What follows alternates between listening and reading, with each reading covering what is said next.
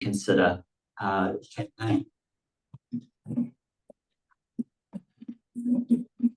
On Friday, we celebrate Matariki. To support the spirit of this celebration, I'd like to open with an acknowledgement of this special time for many of the people that call our region home. Matariki te tipu, Matariki te taiwhito, tau mai te wairua, mai nā ira atua, ki te ira tangata tihe Māori ora. Matariki the sacred, Matariki the old. Welcome the spirit, welcome the life force, from the essence of Atua, to us of humankind, let there be life. So a few housekeeping matters before we start. We welcome any questions that you have. We want you to get all the information that you need through this process. Please ask the questions in the chat or the Q&A function, and the team will either respond to you in the chat or we'll answer the questions live as we go along. Any questions that we don't manage to answer tonight, we will get back to you on after the event. And if you have any questions that you want asked, if you wanted to ask but you didn't get the chance to ask tonight, we'll put an email address in the chat and you can contact us anytime and we'll get back to you. Tonight's webinar is being recorded and we'll be publishing it on our website so you can return to it as often as you like. And here's a brief outline of what we're going to cover tonight. Fiona will talk about our region and the work of Regional Council. I'll talk briefly about the role of councillor and the support that you'll receive, and then I'll pass over to our electoral officer, Warwick, to talk about the process of the election. So I'd like to welcome Fiona to talk about our region and the work that we do. Thank you, Steve. Tēnā koutou katoa, and my thanks also for joining us and giving the information that you need to make decisions in terms of standing for Bay of Plenty Regional Council. My role tonight is to tell you a little bit about our region and our work. If we turn to the next slide, this is our region. The Regional Council serves communities across the entire Bay of Plenty. It supports 335,000 people in the Bay, and it has major catchments. We take a catchment approach to the work that we do, and so you can see our major catchments on this map.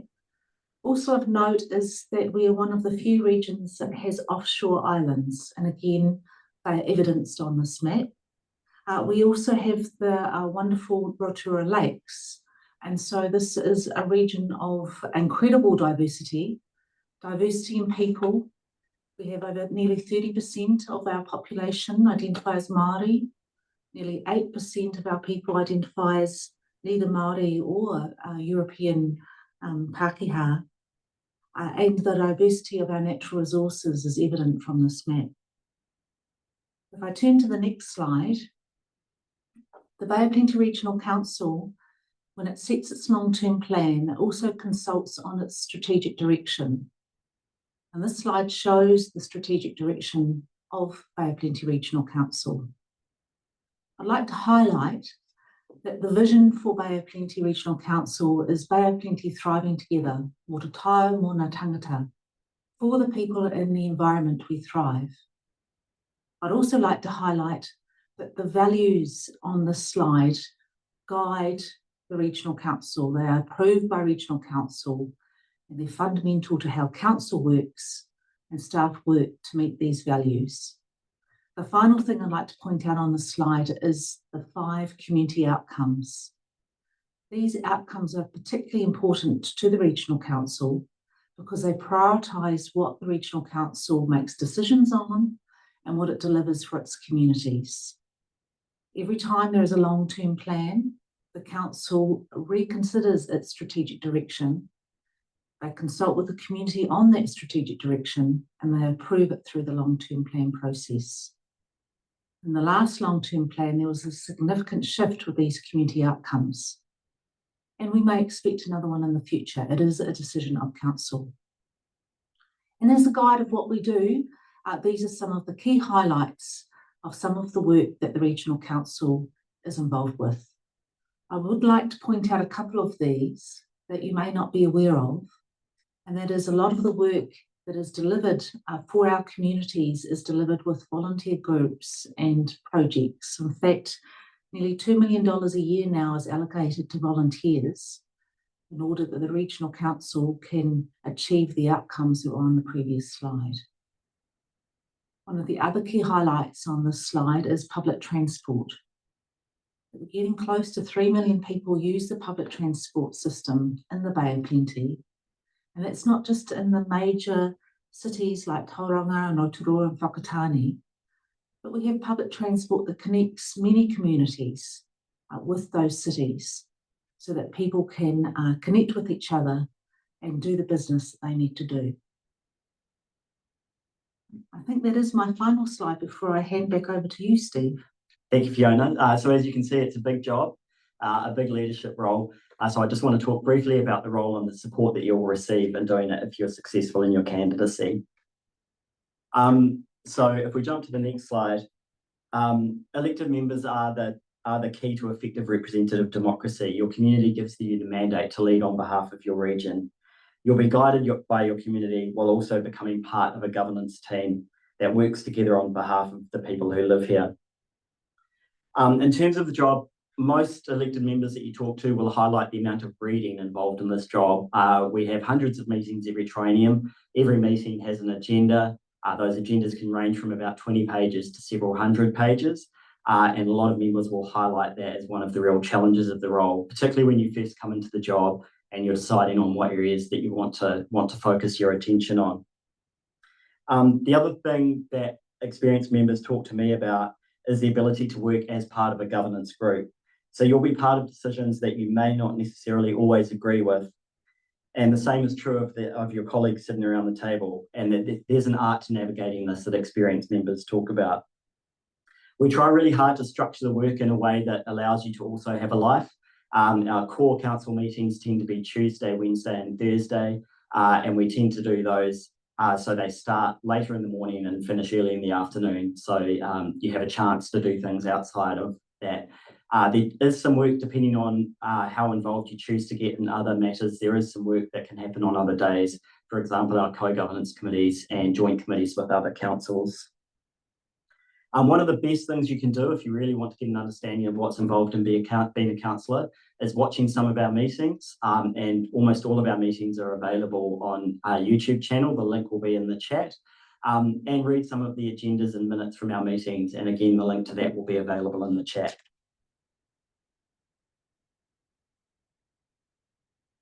I talked about being part of a governance group on the previous slide. It's up to you how you lead and govern. You'll bring your own style to that. But effective governance is a really well-researched area, and there's some core principles that are fairly well agreed when it comes to good governance.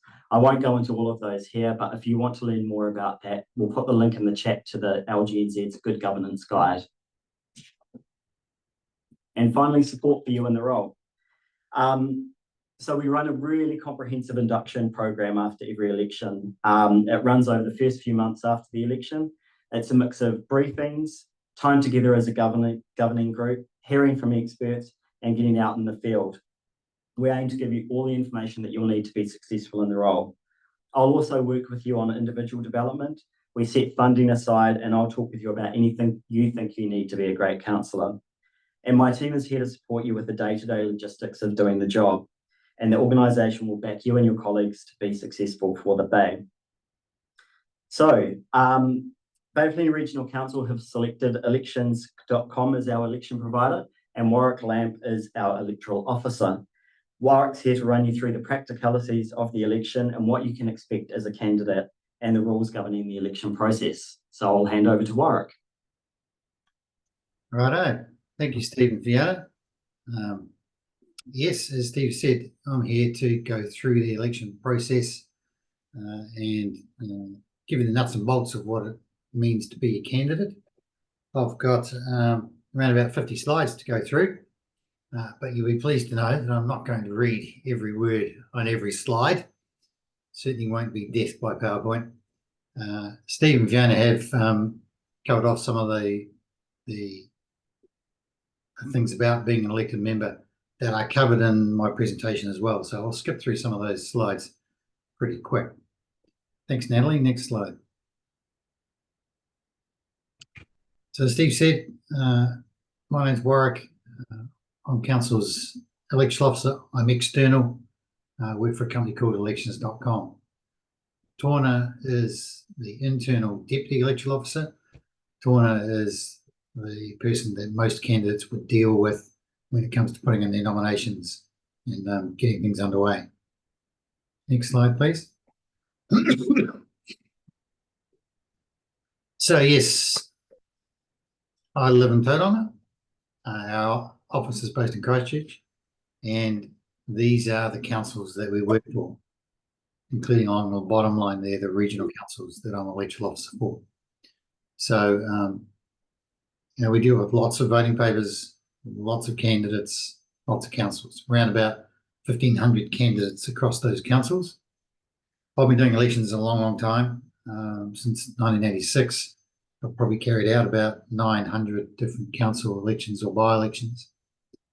So I've been around the block a bit and got a few stories. Yeah, it helps me when it comes to looking after council elections.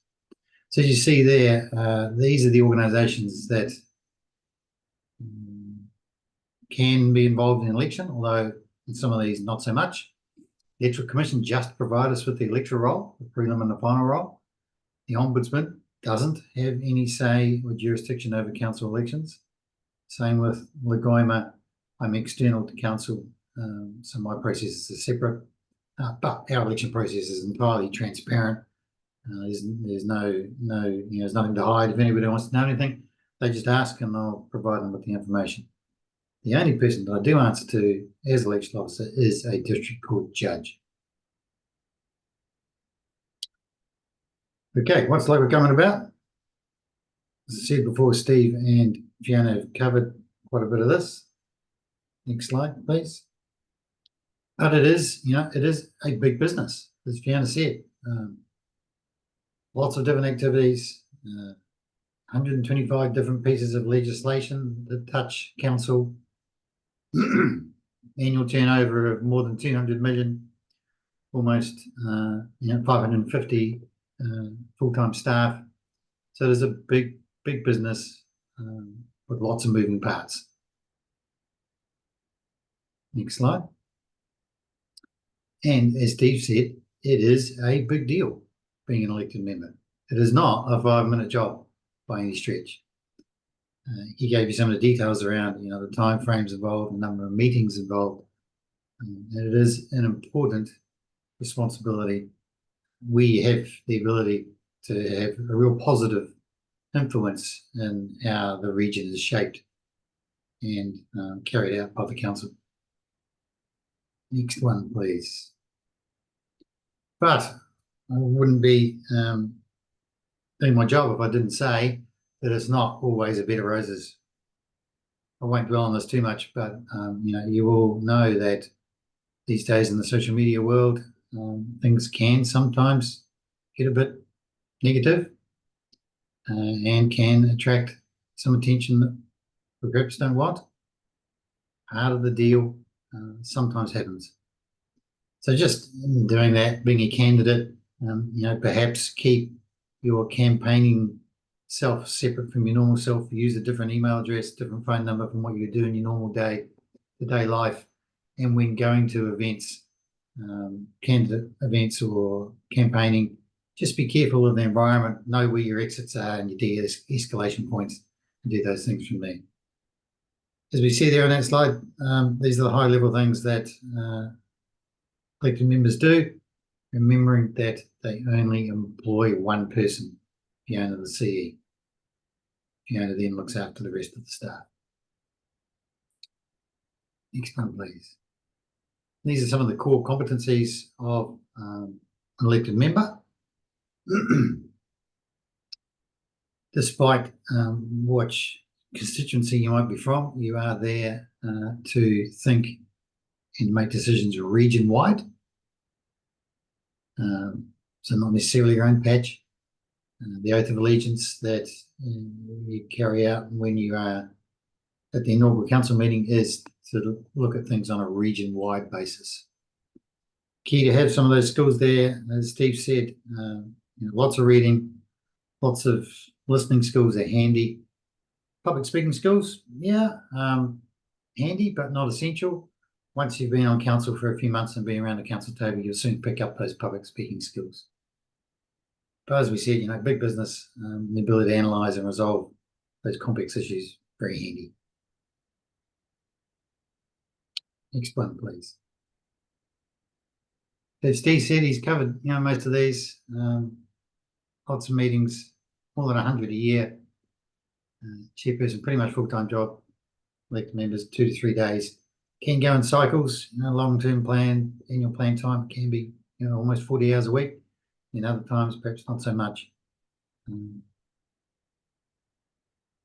Is what it is. That's what the remuneration is. Set by the Remuneration Authority. Remember that elected members are not staff, not staff members. So as elected members, you're self-employed, you have to look after your own ACC, GST, tax, all that stuff. But there are mileage allowances and childcare allowances and provided with some IT assistance as well, as Steve mentioned before. Okay, a few slides about the election details. So as election officer, my job under legislation, which is the Local Electoral Act and the Local Electoral Regulations, to carry out the election in accordance with them. It's a pretty black and white piece of legislation, very prescriptive, but it's all about making it a level playing field for all candidates. But what I don't do, I don't get involved in the political side of things, in the campaigning. I leave that to candidates. I don't get involved in that at all. So that means, in the social media world, if someone says something to you or about you that you don't like, which might happen, no point complaining to me.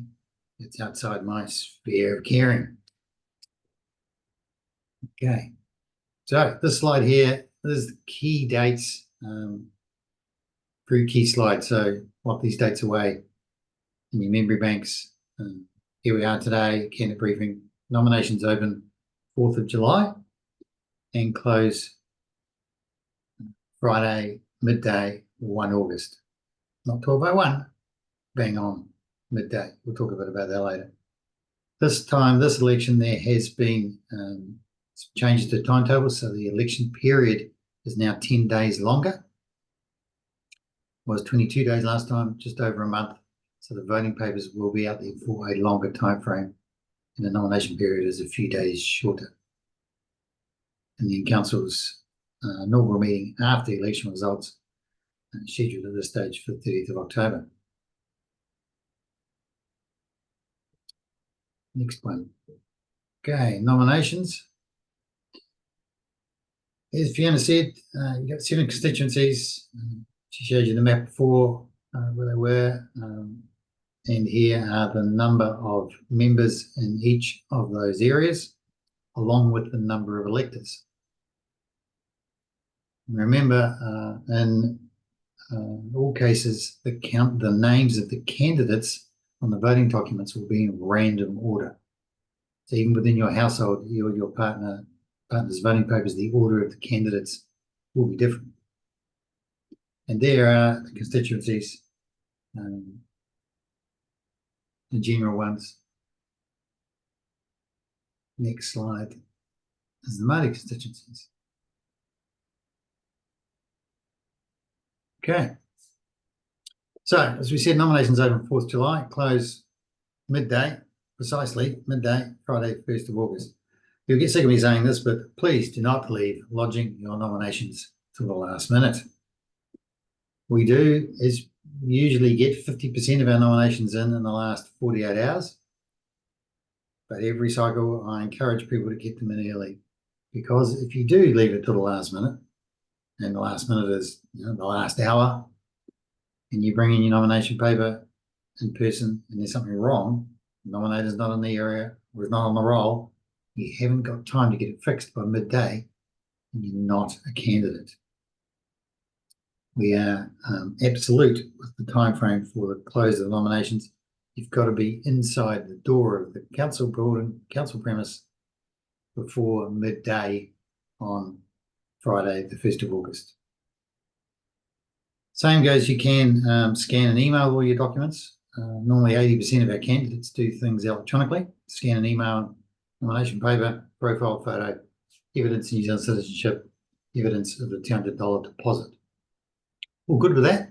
But remember, the same deal applies. It's not the time that you send it that matters, it's the time that it's received. So when doing that, don't do as someone did another election recently, sent their nominations in at 11:58 a.m. by email. By the time you go through cybersecurity, council's email server, all of that, turned up 12:01. Too late. Not a candidate. Everything was correct, but too late. So remember, not the time you send it, the time we receive it into the elections inbox. So give enough time for cybersecurity world to do its thing. You can, on the nomination, on the voting papers, use your commonly used name. You know, like if your proper name is Martin, you can use Marty, or Edward, Ted, whatever you are known by your friends in the community is the name that you can have on your voting documents. I have a gentleman further down the country in another election whose nickname is Rabbit, and he has Rabbit on the voting papers because that's what everybody knows him by. But you can't use titles like Doctor, Professor, or OMNZ or any of those things on the voting document. You can, though, have an affiliation, which is like the tagline, slogan, all sorts of different ones. Be independent, be truly independent, completely and utterly always independent. Rates control, there's anything you like, pretty much, as long as it's a maximum of 38 characters, including spaces. Okay, thank you. At the same time, on the nomination paper, you have to state if you are standing in any other elections. We'll talk a little bit about that shortly, but for example, last election, I had a gentleman in the top of the South Island who stood for the mayoralty in 6 councils. Which you can do, no problem. Doesn't matter where you live.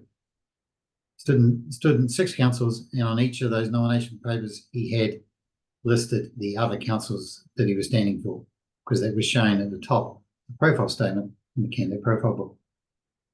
Remember, the nomination paper is a public document. Anyone can come and have a look at that, including the details of your nominator and seconder. You do have to tick a box to say whether you reside in the area in which you're standing. Of course, you don't have to. You could live in Auckland and stand at the Bay of Plenty Regional Council. Just has to be shown at the top, the profile. And I'll show you what this looks like shortly. Those 2 bits are not included in the 150 words. Thank you. Next slide. Here's the nomination paper. We'll skip on to the next one, which is the back side of the nomination paper in detail. Next one, please, Natalie. And there are the details of where you send the nomination to if you're doing it electronically, and the details of the bank account to pay the $200 deposit to, which we need to see the evidence of that. Next one. Remember, as I said before, you've got to be a New Zealand citizen and on the parliamentary electoral roll somewhere in New Zealand. The nominator and seconder have to be on the roll in the area for which you're standing. So if you're standing in the Tauranga general constituency, the nominator and seconder have to be on the roll in that constituency. Not the Māori roll, on the general roll, and vice versa. You can't stand for a regional council and a council within that regional council at the same time. You can't stand for more than one constituency. And just be a little bit careful if you or your spouse have a contract with the regional council for more than $25,000 a year. You need to check that out against the criteria on the Office of the Auditor General website, the OAG website, that has a whole lot of information about that you have to do before you put in your nomination. So if you're in that boat, please go and check that out. Anyone can stand in the Māori constituency. You don't have to be on the Māori roll, and vice versa.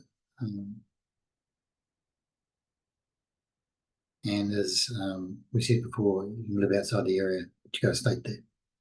Remember, you can't change your mind after the close of nominations and withdraw. Next one, please, Natalie. Unless it is on grounds of medical incapacity.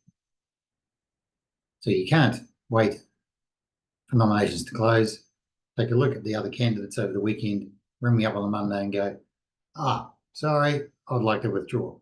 You can't. Unless it is grounds of medical incapacity, and there are a few hoops to jump through to make that happen. If you are in that situation, then you need to let me know pretty quickly. Thanks, Natalie. Okay, candidate profile statements. Max 150 words. Optional. Keen on them electronically, but not a PDF or handwritten, because it's hard to copy and paste from. We'd like it as a Word doc or in the body of the email. No fancy formatting. This is all set out in the candidate handbook. So I'm dead keen for you to read the candidate handbook because it covers this in quite some detail. But it's about you and what you're standing for, not about another candidate or the council CE or the election officer. It's about you and what you bring to the table. It's not my role to check the validity of what you put in your profile statement. It's up to the voting populace to decide based on what you put. And those profiles and the candidate contact details will go up on council's website soon after the close of nominations, once the profiles have been signed off for print. Remember, with the candidate contact details, we put this on council's website. Name, affiliation, contact method, not physical address. Keep physical address out of the public domain for safety issues. So there with photos, keen on a photo, got to be taken in the last 12 months. And yes, the one on the left of me is not taken in the last 12 months. But some things here to remember, pretty straightforward, good, clean, head and shoulders shot, not a passport photo. You can smile, but no hats, no dark sunglasses, no trees, no other people, no pets, no babies, no parrots, just a nice head and shoulder shot of yourself taken within the last 12 months, and we check that. Tawana and I will look at these, and if we think that your photo is not taken in the last 12 months, we'll come back to you and ask, and I may delve into the metadata of the photo to see if I can see when it was really taken. And here is what the profile looks like in the candidate profile booklet. Candidate's name at the top there, lowercase first name, caps surname, and then an affiliation, if there is one, proven, dedicated, real. Sounds like me. Then my principal place of residence is in the area that I'm standing in, or is not in, and I'm also standing for another election if I was. Then bang into the 150 words. So that's what they all look like in the profile booklet. So a bit at the top, not part of the 150 words. Candidate videos. Tauranga City Council did this last year. So if you want to have a look, you can go to the council website, TCC website, and check those out. Lots of councils will be providing them this time round. Done by council in-house, taken on council premises. So that's a level playing field of lighting, sound, environment. Answering 4 general questions that'll be provided in advance. Questions will be pretty straightforward. There'll be things like, why are you standing? What do you bring? What skills do you bring to the table? What are the 3 things to concentrate on for the next 3 years? What are the big things council might be focused on? So you'll know those questions well in advance after nominations have closed. Get a couple of goes at it. And the questions shown on the video will be shown as captions in the top right-hand corner, and the subtitles of your answers will show at the bottom. But level playing field for everyone, 90 seconds, short and sharp. Optional, not everyone has to do that, but it's a good opportunity for people to learn more about candidates. Thanks, Natalie. Okay, a few slides about campaigning. As I said, not a space that I want to delve into too much, but there are a few do's and don'ts. Remember that you can't use council resources in your campaigning. Can't use council's logo, colours, council buildings, council premises. Can't rock up to a regional council meeting wearing a Vote For Me t-shirt, or have friends sit in the gallery at the back holding up a Vote For Me sign. Got to be careful around those things. You can't use council taken photo in campaigning. And remember that every piece of campaign material, every piece of campaign material, hats, t-shirts, billboards, badges, signs, cars, flyers, every piece of campaign material has to have that little authorization statement on the bottom of it. Authorized by candidate or their agent, contact method, but not physical address. Don't need to put the physical address in it. Was changed in 2019. Remember, in your advertising, pays to be factual, because if you're not, and someone believes that you've said something that isn't true, they can take a complaint to the Advertising Standards Authority. They have a process for dealing with these, and they will come back and get you to change it if that is the case. As I said before, campaigning world, usual rules of defamation apply. If you think someone's defamed you, then you can take legal action against them. Thank you. Cool. Slow, going the wrong way for all. Got slow videos in there again. Sorry about that. Social media, same deal there. Council's social media audience is council's social media audience, not candidate social media audience. So therefore can't be used for campaigning purposes. There's a disclaimer statement on there already, and if there are comments about candidates or the elected members, then those will be zapped accordingly. Quite a few councils during the 3-month election period starting 11th July actually turn off comments on all their posts. But it's up to each council as to how they deal with it. But council won't follow any candidates during that election period. And monitor those posts all the time.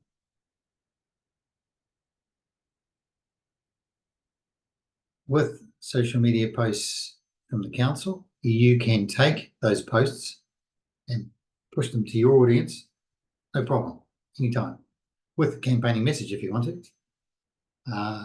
You just can't do anything that goes back onto council's feed. So you can't rate, review, comment, tag, like, share, do anything that would then appear on council's social media channel, because it's council's social media channel, not the candidate's. But simple principle, send it forward, just don't go back. And remember, it is against the legislation to take a photo of your completed voting paper and pop that on the internet. It's illegal for anyone to do that. You can take a snip of your name with a circle and a tick in it and post that. You just can't show other candidates the circles without a tick. I'll show you what this looks like shortly. Signs, always a bit of a mission with signs, particularly in regional council's case where there's across all the TAs, all the councils, they have different signage rules. Some are 3 months, some are 2 months, some are 6 weeks, like TCC. Some are down the day before, some are down the day after, some are down the week after. They're all different. So take your time as a candidate to learn the hoardings policy in the local council area and make sure that you comply with that in that basis. Waka Kotahi have separate rules again. They are in the council, in the Canberra handbook. So bear all that in mind, and remember the cost of the wood that holds up your sign and the screws that attach to it are not an election expense. But you do have to record your candidate expenses that you spend on your campaign for the 3 months, 11 July to 11 of October.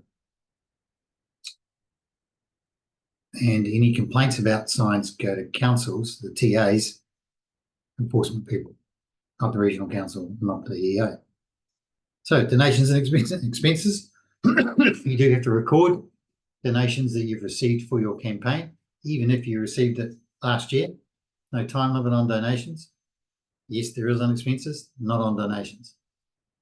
So you got to record your donation if you've got it for your campaign. And can it be anonymous? Not really. If you know who it's from, or you could reasonably work it out, it's in your bank account, your name attached to it, you have to declare who the donation has come from and the amount. Check out the legislation on this. It's a bit tricky, and if you're unsure, just sing out to Tōna and I. Thank you, Natalie. And here is the maximum amount that you can spend on your regional councillor campaign in these areas, which is based on the population of those areas. Maximum amount, including GST.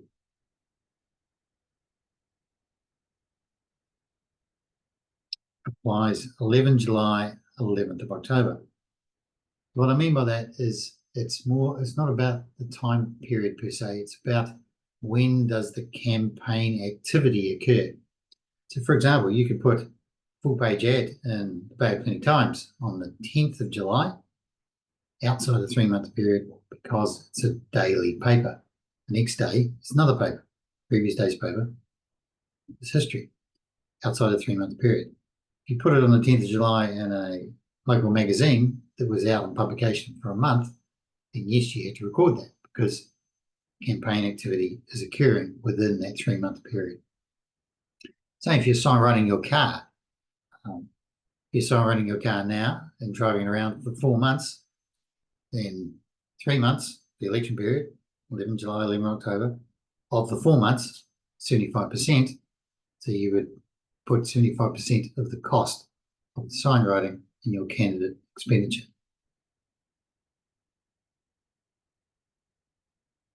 Okay.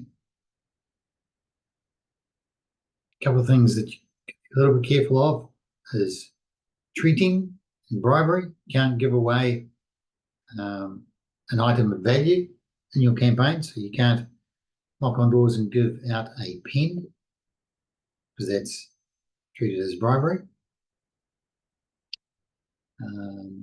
We'll come back to that question in a minute. You can go to a cafe and shout some friends a cup of coffee. But you can't say, I'll shout you a cup of coffee if you vote for me. That's treating. That's against the legislation. Can you hold other directorships? Sure. Can you be on other committees? Sure. Steve, you got anything you want to add for those two questions? No? Okay. All right. So treating bribery, it's pretty straightforward. Undue influence is if someone is standing over you in the act of you marking your voting paper, saying, don't put a tick there, put it here, against this name. That is in the act of voting, which is what undue influence is. Got to be in the process of marking your voting paper. Next slide. And here's a good example of a good sign and a not so good sign. Yes, the left, all good, no problem. Authorization down the bottom, except it doesn't need physical address anymore. But the one on the right, no, because it looks like an imitation voting paper with other candidates with crosses or nothing in them. I've had people do this before. I immediately take it to the police and I've had people being prosecuted for it. So please don't go down that path, whether that be on a sign or taking a shot of a voting paper.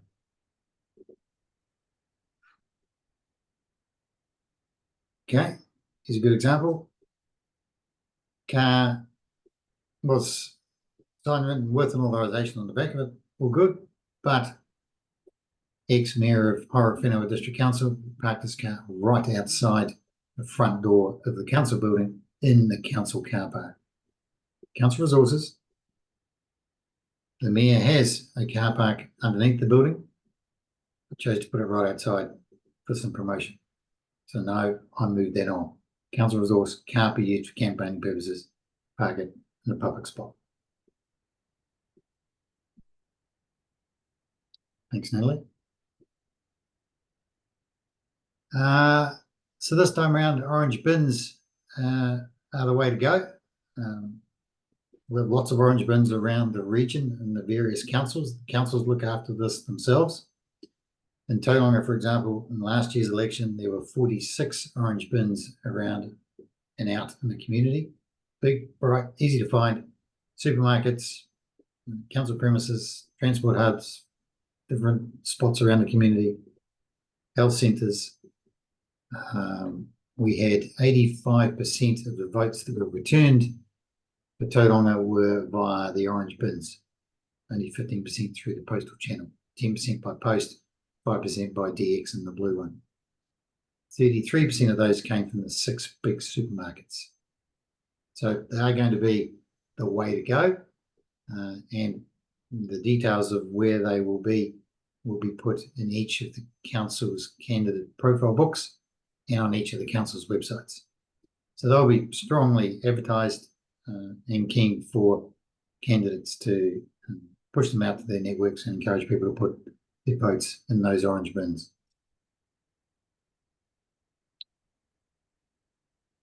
Getting near the end, just a few slides to go. As I said before, the Electoral Commission, this is the only thing they do is provide the electoral roll, prelim roll shortly, and then the final roll after nominations are closed the 1st of August, which is the roll that we use for sending out the voting papers to.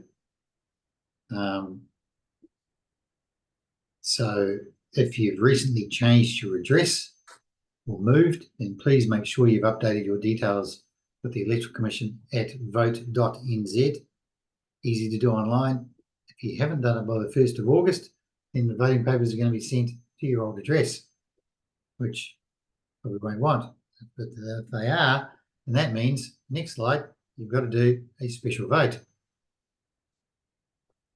which are available from each of the councils, and in Tauranga's case, from Regional Council Office on Elizabeth Street.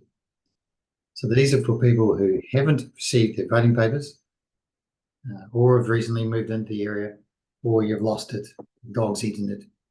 You can come in and do a special vote during the voting period, not before, but during the voting period, 9 September to 11 of October. Takes a couple of minutes. It's pretty easy to do, and you can go to any of the councils around the region to do that.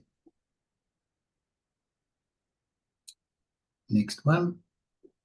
Then when it comes to results, we'll hit the button and produce the results on a Saturday afternoon. Probably by 5 o'clock, we'll get all those results out there. Won't include votes that have been put in the orange bins on the Friday evening and the Saturday morning, which will get delivered to our processing centre on the Saturday afternoon and the Sunday morning, and then produce preliminary result later on the Sunday.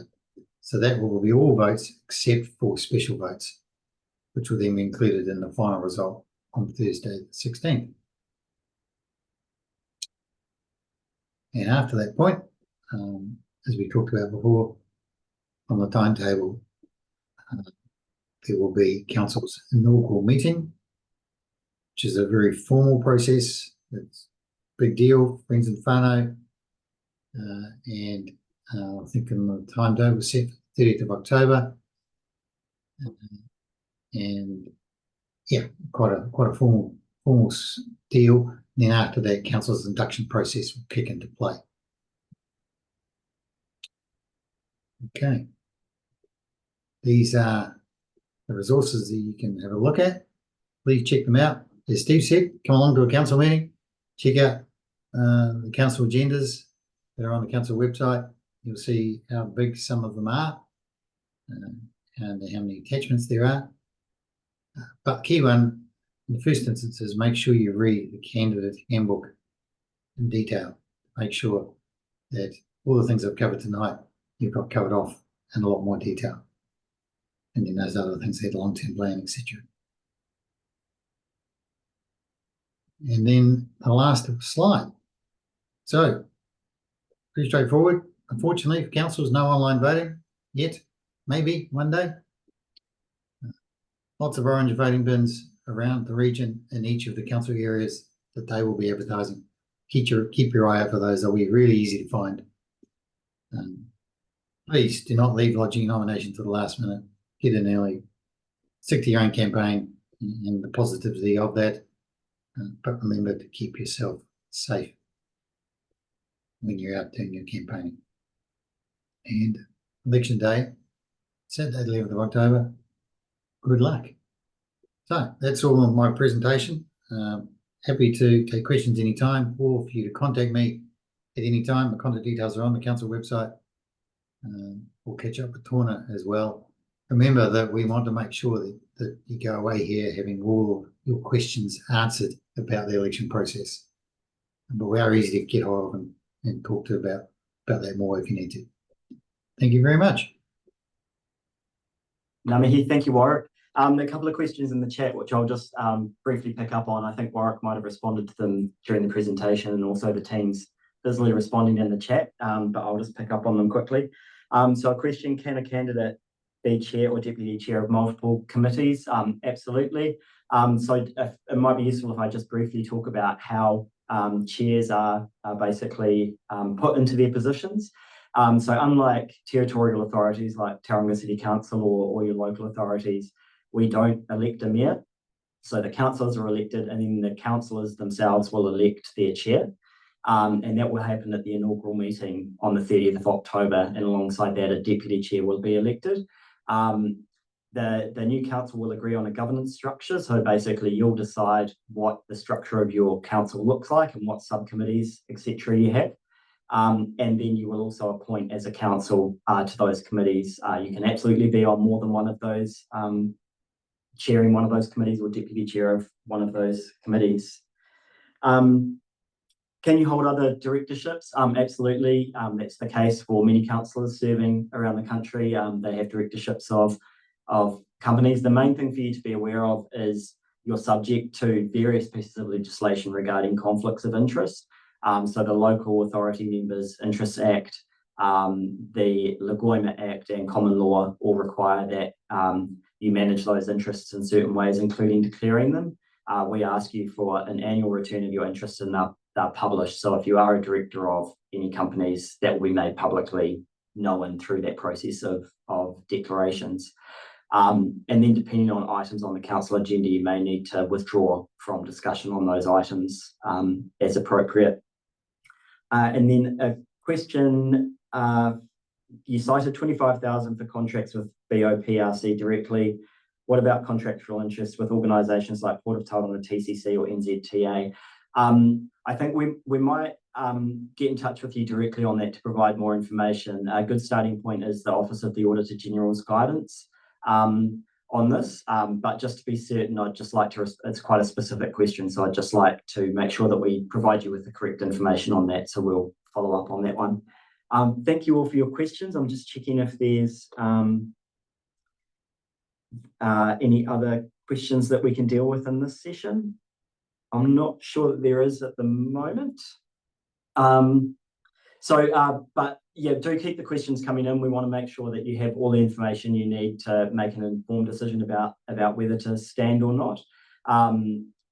The email address to contact us will be in the chat. Our elections website on boprc.govt.nz will be continuously updating that with new information. The candidate handbook is up there. The nominations form will be up there shortly. So you can get more information there. We've recorded the meeting, so you can return to it anytime you'd like to. And nominations open on 4th of July, as Warwick said. So get those nominations rolling in. Finally, if there's no more questions, which I don't think there is, I just want to thank you all for your time and for your interest. It's a really a brave thing to do to stand for public office. And local governance in New Zealand needs brave people. So we welcome your interest and we'll do anything we can to support you in the role. Thank you so much for your time. Excuse me, Steve, just before you close, we've got one more question. It's come from Terika. Can you just provide an overview of the remuneration again and the estimated hours? And how does our participation on multiple committees affect this? Yes, absolutely. Thank So you. I don't know if we can go back to the slide. I don't have the figures off the top of my head, sorry, but we can possibly pop those numbers into the chat, I think. So that, as Warwick outlined, the remuneration is set by the Remuneration Authority. There's a set amount for the chair, for the deputy chair, and then for members. And then if you have additional responsibilities, so that, for example, would be chairing one of the subcommittees of council, then there's an additional amount for that. Thank you very much. There's the amounts there. Hopefully that answers that question. And I can just add a little bit more. And so the council determines how much it actually seeks for chair people and for councillors. So that is a decision of council. While the chair remuneration is set by the Remuneration Authority, the council, one of their first decisions is decide how much the deputy chair and the committee members receive. That is a decision for the council. And then, sorry, the part of that question I didn't answer was the estimated hours. I mean, it's really hard to estimate hours in terms of meeting times. It tends to be, depending on how many committees you're sitting on, it can be kind of 2 to 4 meetings a week. Those meetings tend to be 2 to 5 hours. But I suspect a lot of the mahi happens before the meeting, in terms of reading, discussing papers with your colleagues, getting more information if you need it. So the actual on the ground in council chambers hours are just a small portion of the job, I think. But yeah, it's hard to provide an exact estimate of how long it might take, because it depends how involved you get. I think that's all the questions. Yeah, so just again, thank you so much for your time. Thank you for your interest. I wish you well for your campaigns, and if you're successful, I look forward to working with you on the other side. And please do feel free to reach out if you have any other questions or concerns or anything that you'd like to talk through. Ka kite anō.